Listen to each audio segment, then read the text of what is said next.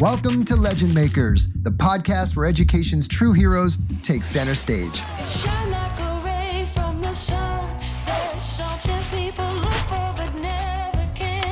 We're back with another episode of the Legend Makers podcast. I have somebody really special here because we're going to have a great conversation. This is Julia Gabor, like Zsa Gabor. Welcome. You are the founder of KidGrit. We're not going to let that go. You can see it right there behind you.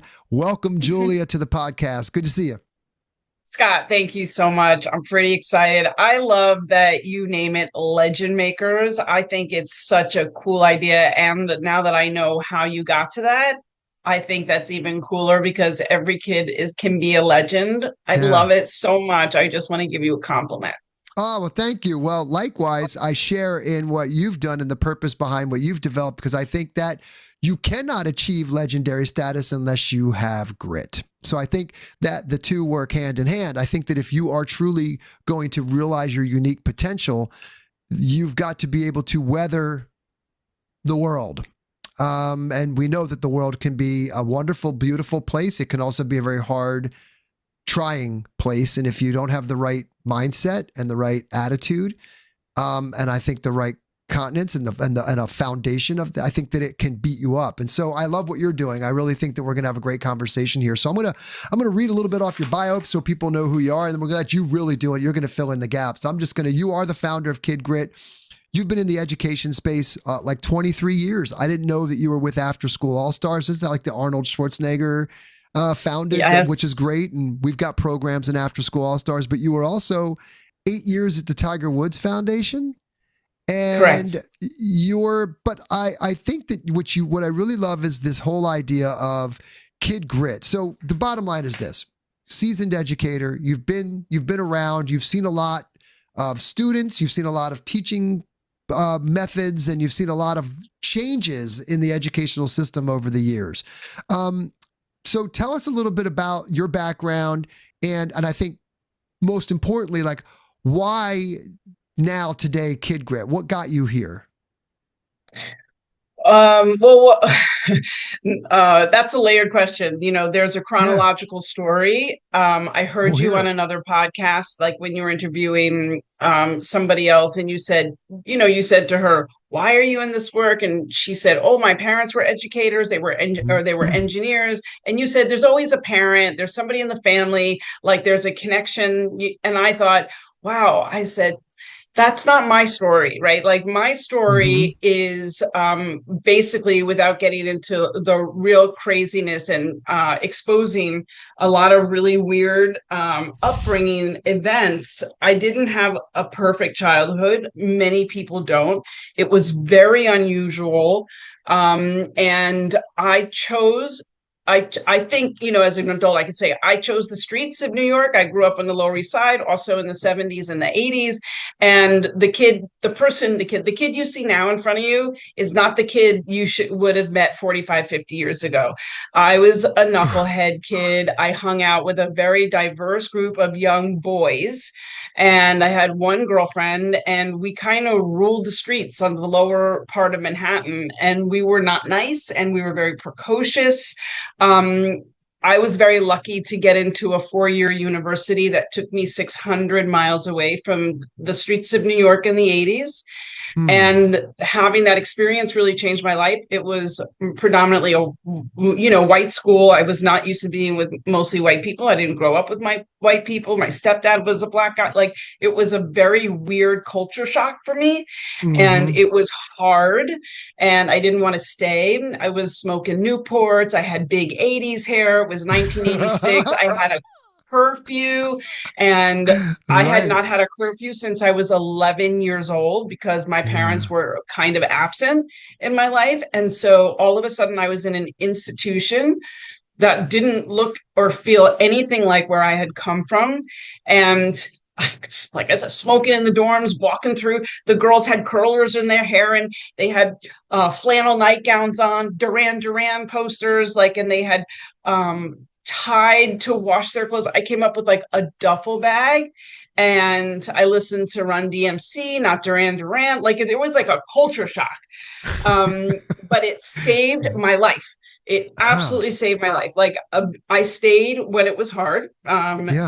Hmm. and I got through. And I majored in theater. I have a Bachelor of Fine Arts in Performance and Technical Theater. I can build sets and I can dance and walk on them. Um, and when I got out of school in 1990, I was like, you know what? I was like, I really want to work with kids, but I'm going to use theater and the movies to Hmm. get famous. And I'm going to take the money from being a famous movie star and I'm going to start a nonprofit after Hmm. school program. I didn't know it was called after school then, but I was like, I'm going to Right, make a right, right. community center, right? Like this is still the 90s. I'm going to make a community center. And the neighborhood I grew up in, which was still kind of so it was an immigrant area, kind of not really a ghetto, but it was not a great neighborhood. And I was like, I'm going to have like kind of paisley walls and soundproof glass walls, and I'm going to see teaching and learning. I'm going to have arts and I'm going to sports, and I'm going to pay all my friends because my friends are artists, and I'm going to pay them a lot of money because I'm going to be rich. And I'm going to do enrichment activity in a school. I'm going to have a counselor. I'm going to work with families. I'm going to have family nights. Like I didn't know that these were terms that I learned now, that they were Hmm. really things. I just thought I had a good idea. Right. Um, I'll pause there because I just said a lot. No, But it's the reason awesome. why KidGrit happened is because I was a kid that needed a little bit of guidance or maybe a lot, and I didn't get it. So I felt like I don't ever really want a kid to feel the way I felt growing up. Did you? Well, thank you for like, that's, I have a lot. I don't, we don't have a lot in common, but I think we come from the same era. So, I was born in 66. So I was a latchkey kid. So I appreciate you telling everybody this because I think that puts context around what you do and you're right. Most people that I interview on this podcast are like teachers and things. I never had that I was a horrible student. I was kicked out of school. Right. So, and so it's not why I did. I was booted out of seventh grade. They were like, get out and go. I was on a construction site when I was 14 years old. Like, this is what you're going to do Yeah. with your life. Go pick up those bricks and throw them to those guys on the wall there and have fun, boy. So I'm with you on that. I did not. I share with you the same kind of. I was kind of a hard ass and a punk, and I thought I was really cool, and Yeah. I needed to be knocked down a few pegs here and there over the I, years. I So was really cool. Like I was. Like yeah, I didn't think so. I'm I telling don't you, know. I don't know if I was a was. mean girl. I was cool. I mean, I fought on the subways. Like I was Yeah, hanging did out you? in You were there. basements. I Wow. mean, So I so was, what so yeah. literally it was college that flipped you that later on? For me it was high school. So for you that college experience took you out of that element and you saw something and you were like, "Okay, and is that when your life changed and has it always? Here's a question. This could be a little personal. Did it always stick or did you ever have dips? Like you're gonna have to edit this, but that's like a really weird statement because it's like I went somewhere totally different than that. So I We don't have edit. been We just roll. okay. I'm like, stick and dip are like two things. Yeah, I'm well, just gonna say I may be thinking of the candy like that you dip. yeah, the little dipsticks, right? The Yeah, little that's stip the and nice dick. thing I was thinking of when you Well, I'm said stick thinking, and did dip, your Scott. changing thing stick? Did it stick with you like at college, and then this has been the way you've been since then, or did it take longer? And I mean, I guess like yeah, like when did you realize like yeah, I'm an adult now and I'm going to do adult things, right? I'm a late bloomer. I'm 100% a Uh huh. late bloomer. And I Yeah. don't know how that like really lends to your question, except for that nothing worked the way that I thought it was going to work. And that's Hmm. how my high school years were. It was how my college years, I think they were just surprising, that I made it through with grit and resilience. And then I worked in New York as an actor on like off Broadway, off Broadway. I actually got into the Edinburgh International Theater Festival, which is the biggest theater festival in the Mm, world, doing Shakespeare okay. inside like the side of a mountain, which had a castle. And it was, you go for a month and it was pretty incredible. And it was after that where I felt like pretty confident in my skills because Hmm. I studied theater, I was a working actress. So I thought to myself, I'm going to move to California and I'm going to work for 10 years. 10 years. Wow. And it was not vanity that I wanted. I didn't want fame. I wanted fortune. I didn't need to be famous, and I wanted to make millions and millions of dollars. And I was going to Hmm. start something for kids at the age of 40. So the Okay. movies, TV, theater was going to be the medium for me. Hmm. And it 100% was not the medium. And I never got rich and I don't have a fortune, right? It's not glamorous, but I Right. do have a creative soul and I am a risk taker and Mm-hmm. I have an entrepreneurial spirit. Before, again, I didn't know it was entrepreneurship. I was like, Yeah. I, after I worked for a few different agencies, I was like, all these people are doing things, and I have so many ideas, and no one's listening to me. Like, that's how I felt like, oh, wham, like the only child latchy kid, like, pay attention to me. And so I have a business partner. He is my mindful co-founder. His name is Jeffrey. And he's also from the West Village of New York and had a very similar upbringing. Both of us had a lot of alcoholism with our parents, and Mm-hmm. we Okay. really, like you said, raised ourselves in the streets of New York. He found basketball as his pathway out. He was really talented. He got a D1 scholarship to St. Wow. John's, and then he Cool. busted his knee, and then he had to go to a D3 school in New Jersey City University. But he's always been in sports and wellness, and we have 66 mutual friends on the Facebook, but we're never really like we don't really talk to each other until when I was at the Tiger Woods Foundation. Now it's called the TGR Foundation. Hmm. He had an after school nonprofit in life skills and academic enrichment in New Jersey. And in the 90s, he reached out to me in the early 2000s when I was at TGR Foundation and said, hey, do you guys give grants? I see that you're at the foundation. I said, no, we do character education, which is what I got hired for. I'm a little bit out of order, but Okay. anyway, that started a kind of Facebook friendship. And I started to see, after I left the foundation, I went to another company that wasn't a good fit for me. I got very unhealthy, wellness Hmm. unhealthy, psychological, physical, like it was just an unhealthy place for me. Huh. And I saw him posting things on Facebook saying, like, what's good, my soul family? And people were writing things underneath like, I'm eating more kale now than I have in my whole life, or I ran a marathon, thanks for your encouragement. I had a hard conversation with my husband, things are much better thanks to your coaching. I wrote to him, I said, what are you doing, friend? And so he's a certified holistic wellness coach. Ah. So so how does KidGrit get started? I Yeah. asked him to coach me, and we Oh. were doing it over Skype. No Zoom. Skype. There was no Yeah. Zoom. There's no Zoom. Skype, Skype. Yeah. I right? remember the Like little MySpace noise. and Skype, Yeah. right? Yeah. There you go. We're And going back. Let's go back to MySpace and Skype. yeah. Simpler Oh, I have such a times. good story about MySpace. If you think I'm lying about being a bully, I'll tell you a story. I'll come back to it. But Jeffrey and I he was coaching me on this like holistic wellness program.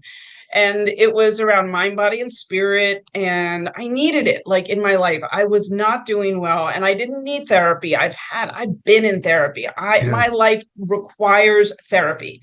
Mm-hmm. And but this coaching thing was cool. And it's not like a life coach, but it's like a wellness coach. And it was Hmm. so great. And I felt shifts. And he said, man, he said, I know you're unhappy where you're working. He said, but I love the way you talk about kids and the work that you're doing. And I said, why don't you take your mind, body, and spirit program and make a kids program instead of working with adults? He said, oh my God, I love that idea, but I don't really write program. And Hmm. I was like, oh, that's what I do. Huh. And it was like, I'm a youth development expert. I'm a 40 developmental asset, like learner, studier, and whole child development, inquiry based learning. And I was like, oh my gosh, I write program and you have these great ideas. And 2 weeks later, he flew out to California and Nice. stayed on the couch in my apartment. And we storyboarded for 2 weeks about what's the buzzword now in character education, because it was like, I think it's like the history is like Boy Scouts and Girl Scouts, morals and values in like the 70s. And then you said it earlier, character education in the 80s. Mm. And then like youth development kind of got thrown around 90s, 2000. And then the research around social emotional learning and Castle came out strong in the early 2000s, right? And Yeah. like, and then, 2010. So it became SEL. Mm-hmm. And so I'm really familiar with a lot of that work. It's my passion. Yeah. It is, the skills need to be embedded in every single curriculum. It doesn't need to be just an SEL program. And Mm. anyway, we looked at other SEL programs, looked at what they were missing, like what are they doing that we probably could fill a gap for? Mm-hmm. And also, we added in digital and social media literacy, or we call it consciousness, right? Helping kids at very young age about safety and like how to do Mm. things well and to be careful. And as they get to middle school and high school, really making sure that they understand their responsibility as a digital citizen. People call it digital citizenship, but are my profiles like cool or are they disruptive? Why does it matter what my Mm. persona is online? Because that age they're not thinking about whether college or scholarships is going to scrub their social media. So we added digital consciousness, and that was our Huh. and then we added to kind of make it, to add that relevance, like why do I have to learn this stuff, right? Which we think is missing from a lot of programs, which I'm sure you are quite aware of, Yeah. right? The relevance, the connection to real life, the Yeah. 21st century real life application. We Mm-hmm. created an action project at the end about self, Mm. right? Or what am I interested? Why was this important for me to learn? So our modules are growth mindset and mindfulness. Mm. Then we work with wellness, movement with positive affirmations, breathing for self-regulation, pre-test, pre-game, and then food analysis, right? Not the food pyramid, but like, why do I Mm-hmm. need to take food to help my energy throughout the day? And they do a taste test, super cool activity. Interesting. Cool. And then Very cool. we do community connection, cultural diversity, empathy, and tolerance. That's one module. And then the fourth one is the digital consciousness, and then the action project, so that they can, in groups or by themselves, what turned me on, what inspired me. Let me go deeper and do like a capstone, a mastery of learning, basically about my life and why I need these skills to go forward. And that was how we built it. That's wild. And when did you start it? What year? 28. We conceptualized 2016. We opened in 2018. 2018. So you've been at it for, wow, we're getting on, 8 years now, almost 10. Yeah. In April, It'll be yeah. 10 before you know it. That's awesome. So I love it. So you had this grand idea that I'm going to work with kids. And was it because did you always have a knack? Like, in other words, if I look back, and because I clearly, when I started Drone Legends, I was running a drone business, had nothing to do with kids. I was taking aerial cinematography and doing real estate marketing. And it only was when I went in and was asked to talk to kids about drones that I realized, I have a little bit of an aptitude for this. And not only that, I kind of really enjoy the feeling of watching kids, because you see yourself in some of those kids, don't you? And you see them and you're like, oh, look, that drone made those kids in the back of the room. They were just up at the front of the room. Guess what? That was me. I was in the back of the room, but I didn't have anybody waving a drone in front of me. So I just stayed in the back of the room, or they threw an eraser at my head, that kind of thing.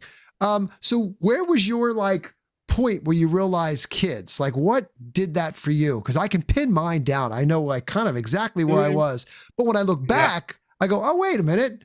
When my kid was 3, 4, all the kids in the neighborhood weren't hanging out at the other people's houses. They were all at my house.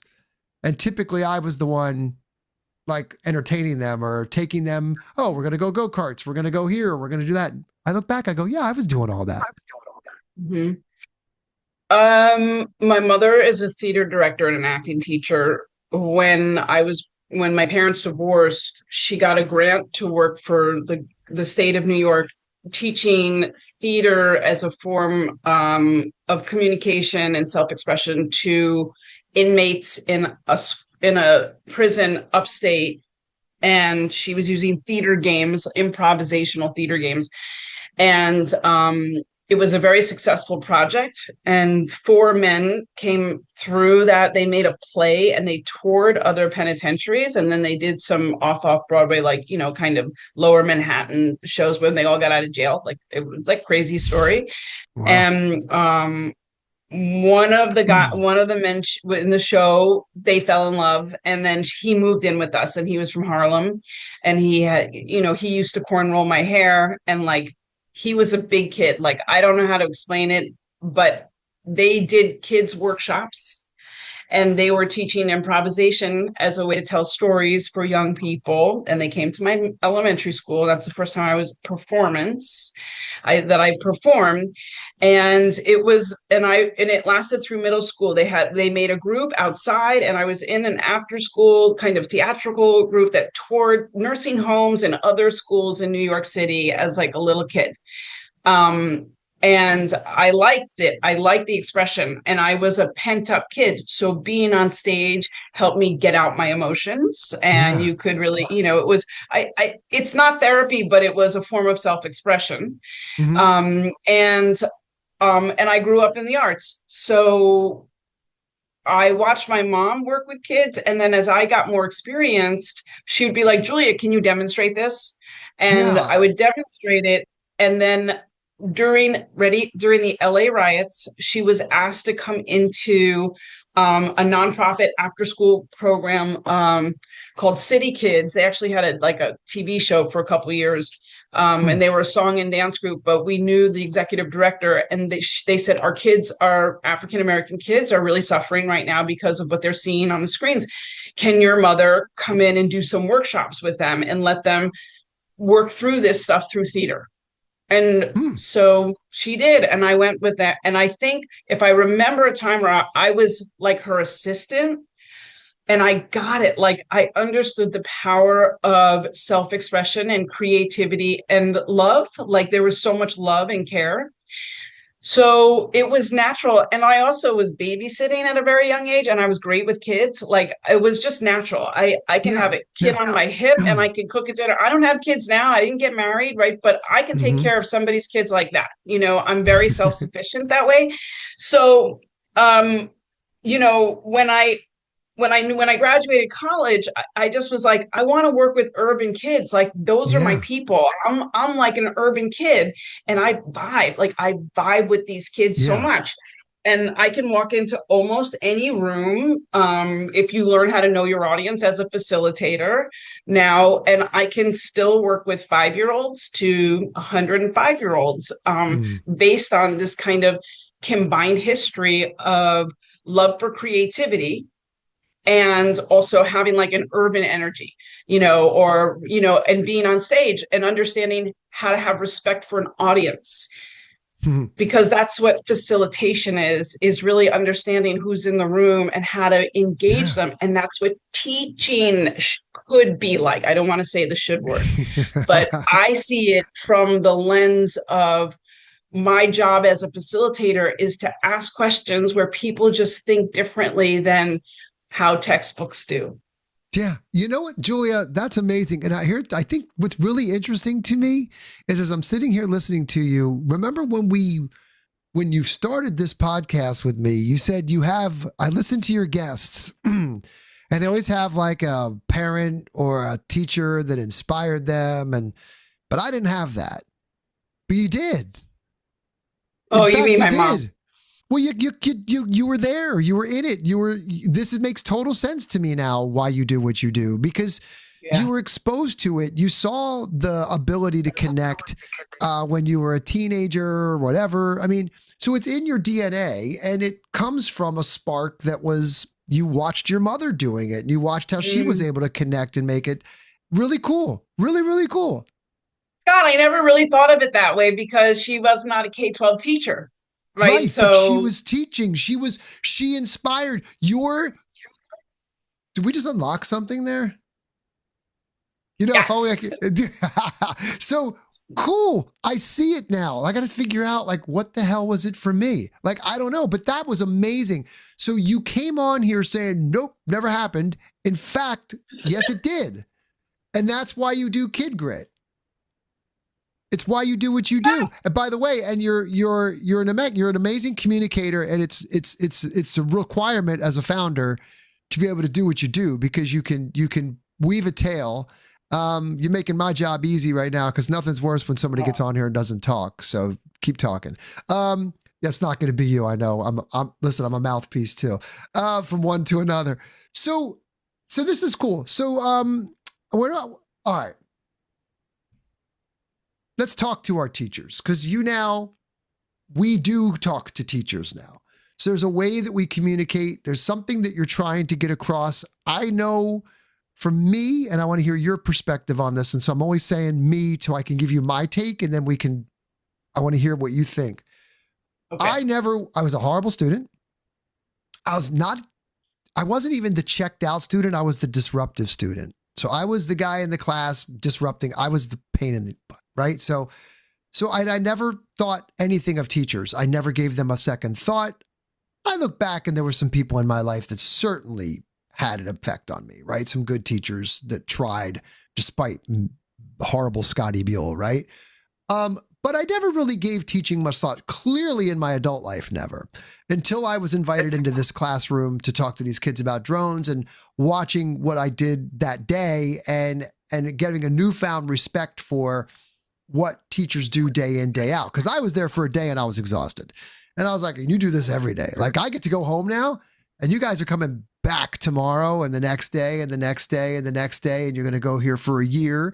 And I don't have to deal with, pardon me, some of these kids' parents. I don't have to deal with some of that, whatever. They have to deal with everything. And so I remember being like, oof, man, I got a newfound appreciation for this profession. And so now when I speak with them, it's with a lot of empathy and a lot of respect. It's why this podcast exists because we want showcases for them. So when you speak with teachers, what are you trying to do to help them? Like what's your mission for the education community? Like, because they're the conduit to your kids, are they not, through your programs? Yeah, sure. Of course. I wish if I had a magic wand that they loved what they did. Mm-hmm. And I feel like that's missing right now. For all the reasons, whether, politics, but this was way before current administration. Like we have a stagnant issue with curriculum and teachers not being paid enough, like the bigger picture things. I just wish that they would love what they do and that these were not the issues holding them back from being creative teachers.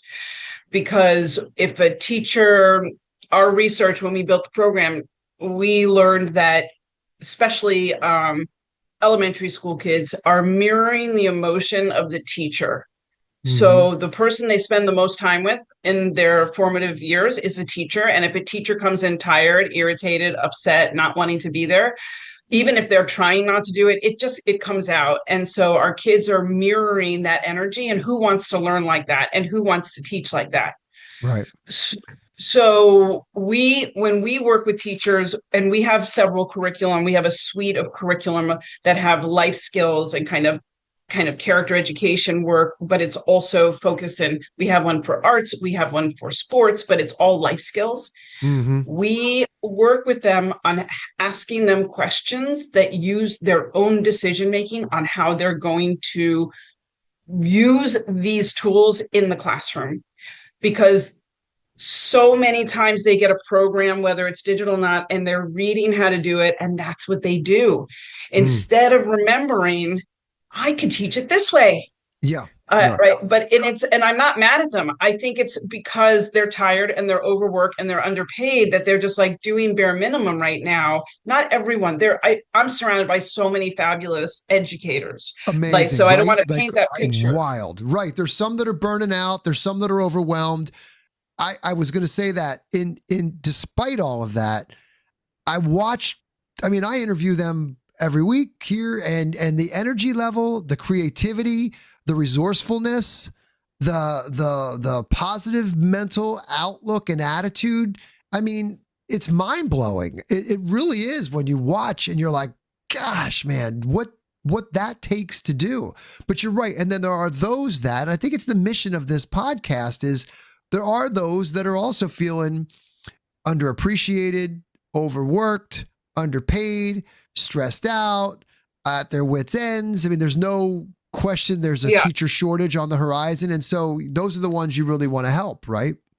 Yeah, of course. I mean, there's so many things I could say. Like we're in our wheelhouse now because we started with youth curriculum, Yeah. but we decided never to sell a program without a training. So we became a Mm-hmm. training organization, and now we have 30 plus trainings in Mm. like different areas. The first area that we focus is on teacher facing student, on building connections with students. If you build the connection, like you probably heard this a million times, right? Connection before content. If you Mm. build that connection with your kid at any age, they're coming back to your classroom and they're sitting in that seat. Some teachers are not socially natural at doing that, and they forget how to do that, and they go right to content. We come in, sit down, do your work, right? Like, and then so we try to give strategies to make it easier that are so easy to implement. Now they're Yeah. outside of the curriculum. And then because of COVID, when we were working with youth programs, our current partners during that time said, our teachers are not doing well, and you're kind of a wellness organization for kids. Do you have anything for adults? And I just so happen to have a certified holistic wellness coach as my partner. And I don't want to say we pivoted, we just kept building on ideas that we were doing. And we Yeah. started running kind of cohorts and series with like wellness homework for the educator in between our sessions. And then we Mm. had strategies and goals for them to learn how to take care of themselves and manage themselves under a time of crisis when nothing else was manageable. Right. And then that's like our second pocket. And then we started looking at leadership through the lens of connection, and built a very short series for leaders to build the competencies of their staff and all stakeholders, families, front desk people, crossing guards, neighborhood. Like, how are we connecting on a larger level? And it's really all focused in human connection and seeing each other, showing up how we are. We think that it got very hard. Somewhere this is going to come a little bit into the internet, amazing movement, Mm-hmm. and then smartphones, that it's hard to get us back to connection when we're so disconnected. Mm-hmm. And it's so ingrained in our society that we don't realize how much it's impacting our day to day and how we show up.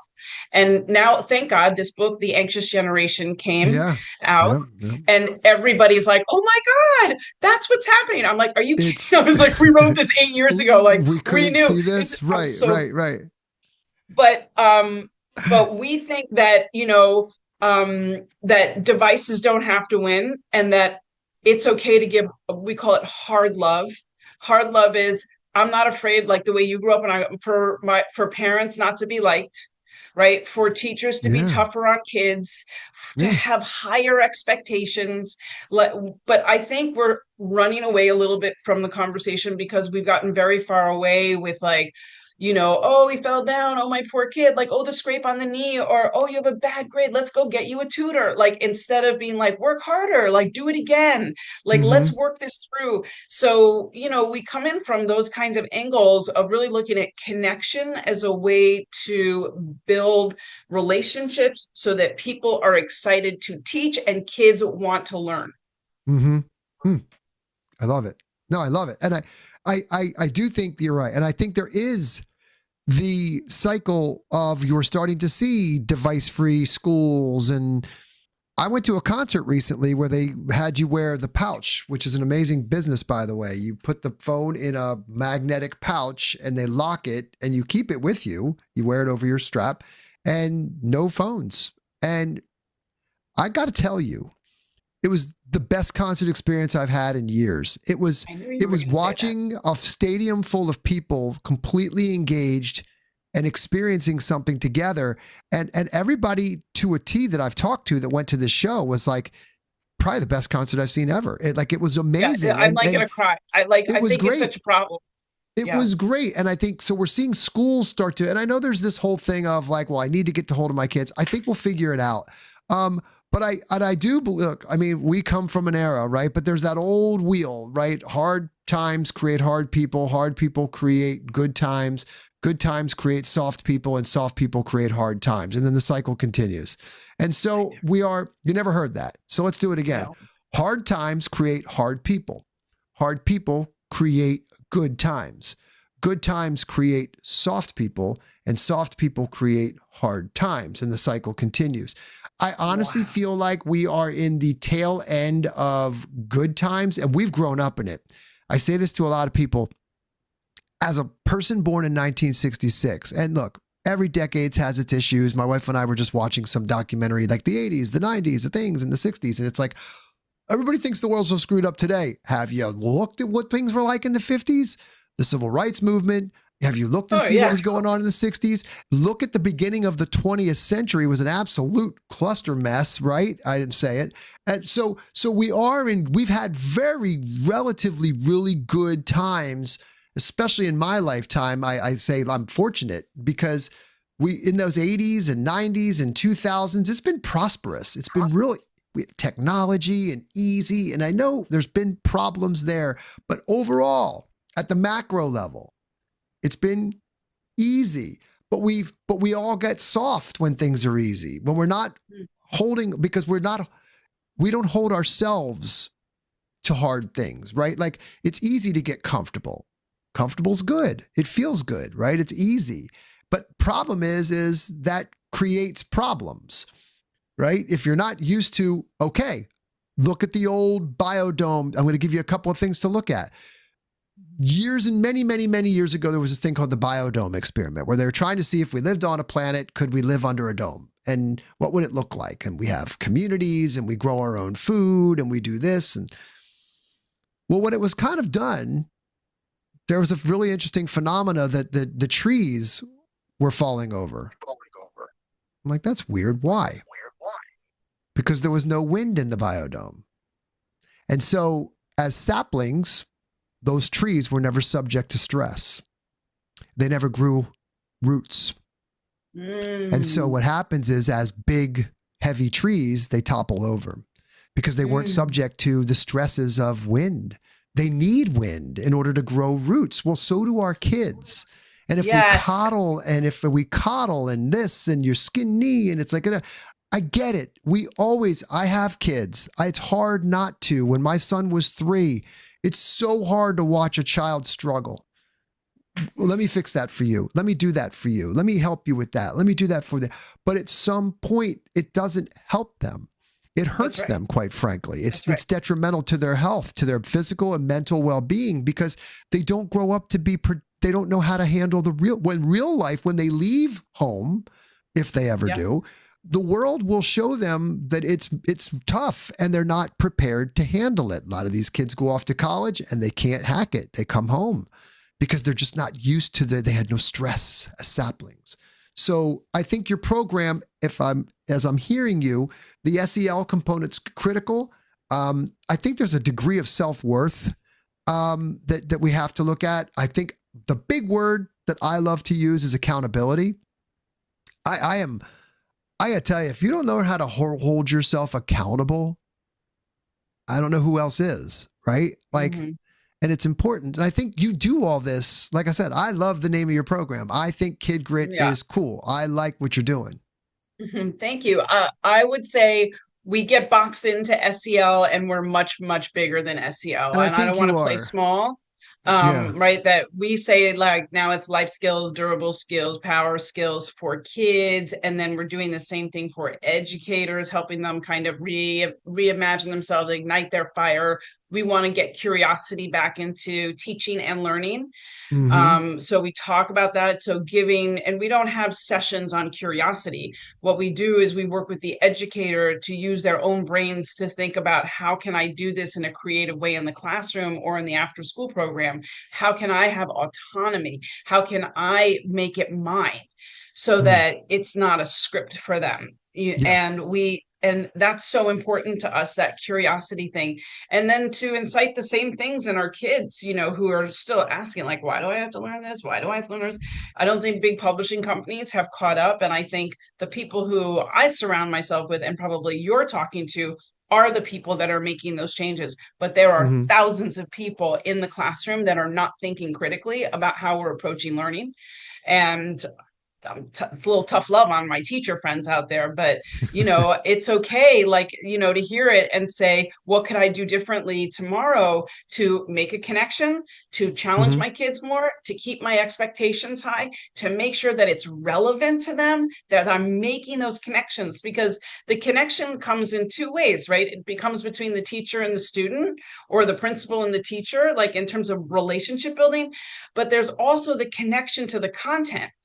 Mm. And so if kids aren't connected to content, and if it's not fun and it's boring, we're Yeah. losing them. So then they kind of, getting back to what you said about, kids are coming home from college.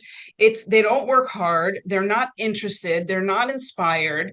And I think it's our fault. I think we did that, kind of going to your graph, Mm-hmm. that circle graph of hard Yeah. times, soft, Yeah. right? I'm there. I think that we missed an opportunity, and we have these young folks now who are getting out of college, who can't get a job, and AI at the same time, right? Creating jobs that we don't know what we're creating jobs for. AI is taking over jobs. They're coming out of school. They're moving back home. You didn't move Yeah. home after college. I didn't go home after college, right? Like, they're like, get out, right? These I had kids a are going cup. home. I remember getting cut off, and I had a cup, and I was on Rittenhouse Square with a cup, and I remember going, Oh my God. "Can I Now made 50 everybody's at home. cents. I made 50 cents, and I was like, yeah, I'm not good at this. I better figure something out." Yeah. Hey, you said something there. I want to. I don't want to let it swing by because I agree with Oh, you. I have to also say something else. Yeah. Go ahead, say it. I was going to say about grit.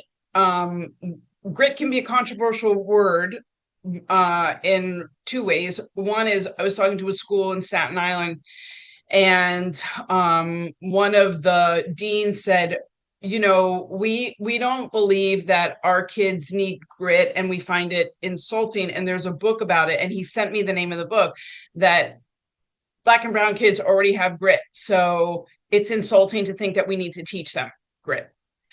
Hmm. And these are those moments where you kind of go, like, wow, I get it. And I understand what you're saying. Grit, we're not teaching only grit, right? And grit isn't something that you teach. Grit is something that you You. learn by failure, by having of understanding a fixed or a growth mindset, by making mistakes, by building your self-awareness, by building self-management and self-regulation, by building better relationships and having an argument with somebody. That's how you learn grit. It's not like I'm going to come in with an Teach you Angela grit. Duckworth book and be You don't. like, You don't. this is the research on grit, so now I'm going to teach it to you. That's not how grit works. And I want to No. help everyone understand that this is a process of learning about self and hardship that we think is kind of missing for our kids right now. I think that's amazing, and here's why I think this is so relevant. Because when I ask teachers, why do you start teaching? To a fault, they say most of them say because I want to make a difference.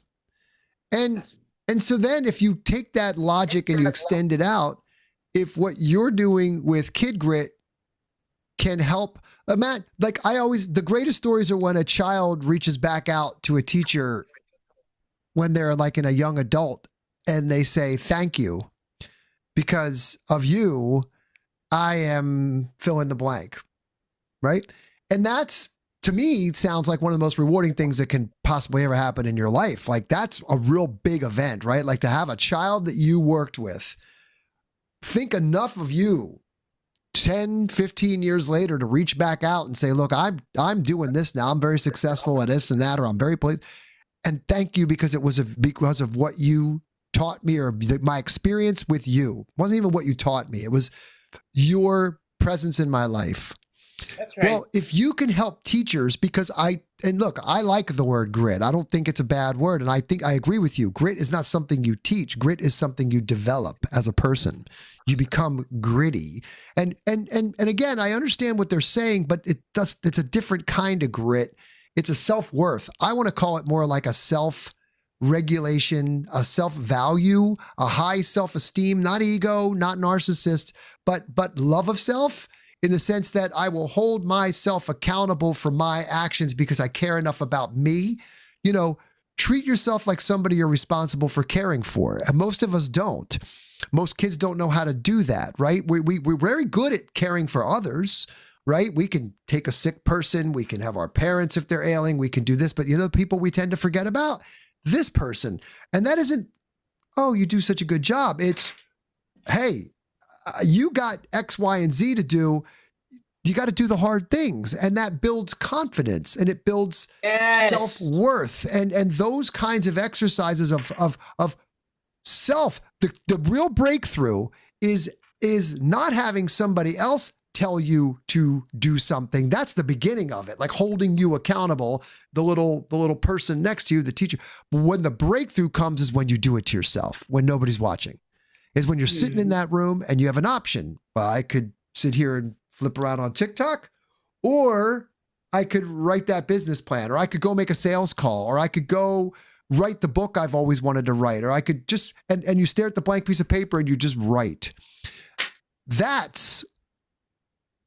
think people think grit, and I just went on a tangent, but I think the word grit got mismanaged in a way because I think it means that you have to be like tough and abrasive.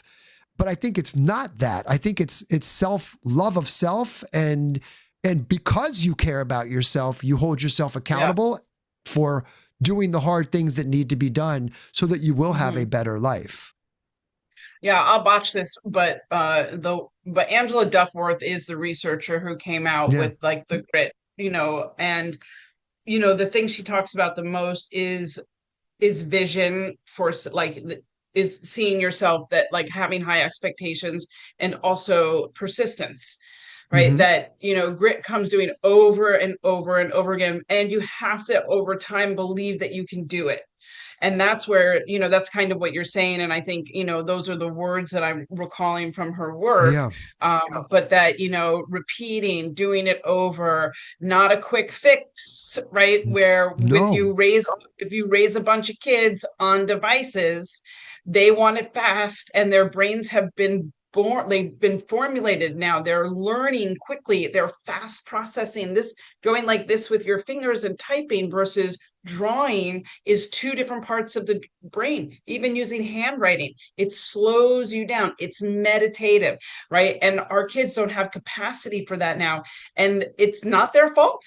Like I think it's on us. And so I'll tell you, one of the challenges we've had, in the business, Scott, is that we decided never to make any of our programs digital.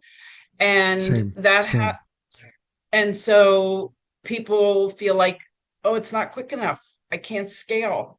Like I can't, you can't scale. And, teachers don't want to have to read it. Well, what is their job, my friend?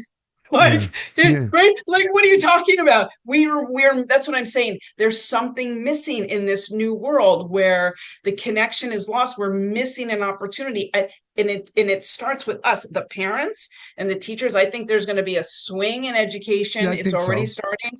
Parent education. Parents don't become like volunteers or visitors or a PT. They become partners in the schools. Like it has to happen because our parents are saying so many different things than the teachers are saying right now, that let's just use the cell phone. Oh, I'm taking your phone, or we're not having. My parents told me I have to have my phone. Right. So I'm not giving you my phone. And it's like, what are you going to do? Right? Like so we're not together. The ecosystem is broken to me. And, there needs to be the connection and the kind of, it's like same language, same heart. Yeah. I just, yeah. I will kind of put a little cap on this to say this. I think that we all have the same goal, at least in our world, right? So if we think about you, me, educators, others that work, I mean, you and I attend the same types of conferences, and there's a whole bunch of other people that are in this same space doing it differently than we do, but they're still, I think the ultimate thing is it's about the kids, right? We want to see good outcomes, and we can define what that means. For me, it's well-adjusted, self-worth adults that can function, that have the perseverance. I was on your website, passion, perseverance, self-confidence, success. That's straight from your marketing materials and your mission. And I agree with you 100%. Passion, perseverance, a passion for life, a passion for learning, a passion for being, the perseverance, getting up when it knocks you down, self-confidence. I'm worth that. Right? Like I am worth this. Why do I do this? Because I'm worth it. I am. And success. And that's what we're all after, right? And what is success? Everybody has their own definition of success. I would advise everybody to sit down with a pen and paper, not a keyboard. I people know me, they know me. I fill books and books and books. I write every day for an hour a day. And I like blue ink on paper. I love it. And I'm black. I love it. I love it. Like the blue ink for some reason. But anyway, my point is that your program, again, taking that stretch, teachers to make a difference. We all want to make a difference. You and I have the same outlook on hopefully our programs help the teachers fulfill a mission, which is creating kids that are built to succeed in, you said it just a little while ago, in a really, really uncertain, rapidly changing, dynamic future that none of us know what it's going to look like. I mean, we couldn't 100%. In the 80s, but things moved slow in the 80s. I mean, you and I were kids in the 80s. We were in the beginning of a technological revolution back in the early 80s, but it's nothing like what happens today. I mean, it's just at a rapid pace. And so I think that kids do need this. They're going to, in order to thrive and be happy. And again, happiness has lots of definitions. But to be in this new world, they have to have this. They have to have the roots. They have to be subject to the breezes as young kids. And hopefully your program empowers the teachers, gives them the tools, the resources that they need to help students understand and release their full potential so that they can get those phone calls 10 years later when they're graduating college or starting into their career and they're saying, hey, Ms. Gabor, I want to thank you for everything you did for me in 5th grade because it's because of you that So I think we can, I see that the time's going. I want to make sure that I don't keep you here all night, but I've enjoyed this. Let's send me off with something. I want inspiration. I'm all about on the Legend Makers podcast. We always leave on a really high note because it's easy to get pulled into the negativity in the world. Mm-hmm. But I would argue that there's a lot of good too. And so send us out with something real positive. So, the skills that we're talking about, we're trying to instill in our kids from whatever angle. And by the way, anybody who's trying to do it all the time are amazing people. Any program that works is amazing. If you're doing, I think STEM programs integrate these skills very easily and naturally. I'm talking about adaptability, willingness to fail, try if it break, launch a rocket 5 times before it actually goes. I think that those skills happen naturally in a STEM program. I think what we're really trying to do, right, and this is a very natural transition, but those skills are 100% workforce readiness skills. Critical thinking, higher order thinking, solving problems. You must, no matter where you go, whether you work behind a desk, if you're virtual, you are going to need the skills. And we needed them when we were growing up. Our parents needed them back then, and we're going to need them in the future because of what's happening with AI. They are timeless. These skills are timeless. So there's your freaking New York inspiration right there, right? These skills are timeless. I love it. Julia, this was amazing. Thank you so much. I'm assuming we can go to where can people find you? Where can we find you? Hit me with all your places where you are, where you're active, your website, your LinkedIn, your whatever. Yeah. So we are kid-grit.com, kid-grit.com. That is the website. On LinkedIn and most other profiles, we're kid_grit, Okay. underscore, because it was, I think, already taken. Okay. And me, I'm Julia at kid-grit.com. Awesome. So if you want to reach out to Julia, there you go. That'll all be in the show notes. They'll be able to click link in there. We'll be on YouTube. You'll be on all your Spotify, Apple, Amazon, the whole thing. So we'll see this in just a few weeks. For those of you listening right now, it's right now. Thank you so much, Julia. I have really enjoyed this. This was cool. This is very cool. Thank you. Yeah, I'm totally energized. I appreciate you. You got it. Thanks.